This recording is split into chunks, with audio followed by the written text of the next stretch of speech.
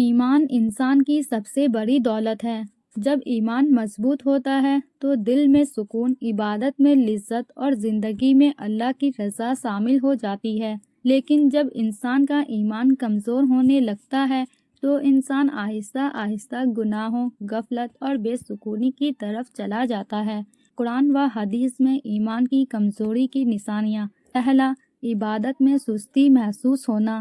ایمان کمزور ہونے کی سب سے پہلی نشانی یہ ہے کہ انسان نماز، قرآن کی تلاوت، ذکر اور عبادت میں سستی محسوس کرنے لگتا ہے۔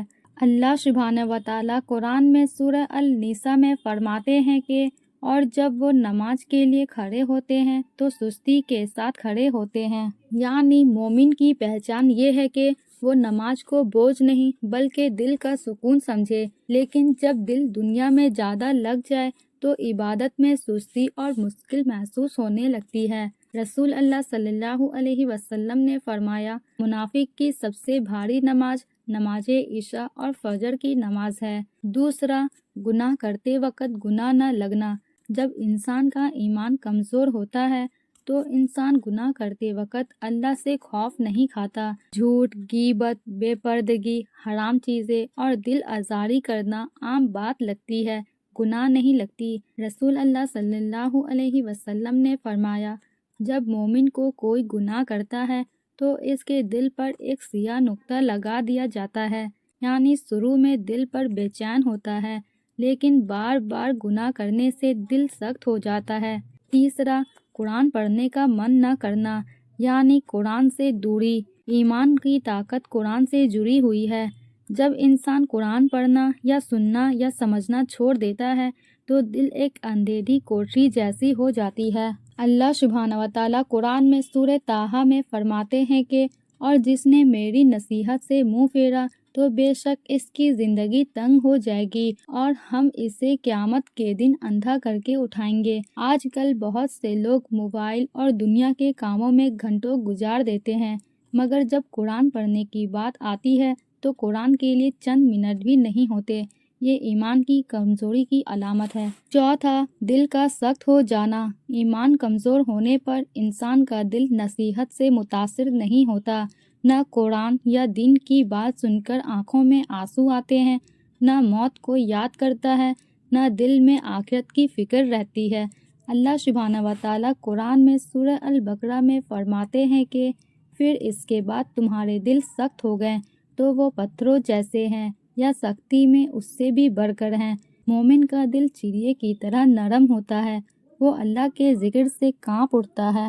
پانچواں، دنیا سے حد سے زیادہ محبت۔ جب انسان کی ساری فکر دنیا سے جڑ جائے، خوبصورتی، پیسہ، شہرت اور آخرت کو بھول جائے تو یہ ایمان کی کمزوری کی نشانی ہے۔ رسول اللہ صلی اللہ علیہ وسلم نے فرمایا، دنیا کی محبت ہر گناہ کی جڑ ہے۔ دنیا بری نہیں، بے شک دنیا اللہ کی عطا کردہ نعمت ہے، مگر عقل مندی اسی میں ہے کہ ہمیشہ رہنے والی آخرت کا سودا نہ کیا جائے۔ آخرت کو بھلا دینا خطرناک ہے۔ چھٹا، نیک لوگوں کی صحبت سے دور ہونا۔ ایمان والا شخص نیک صحبت پسند کرتا ہے، مگر ایمان کمزور ہو جائے تو انسان دین کے راستے سے بھٹک جاتا ہے اور گناہ کی محفل کے قریب ہو جاتا ہے۔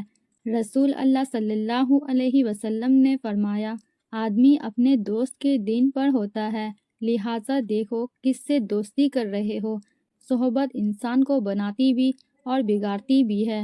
ساتواں، دعا میں دل نہ لگنا۔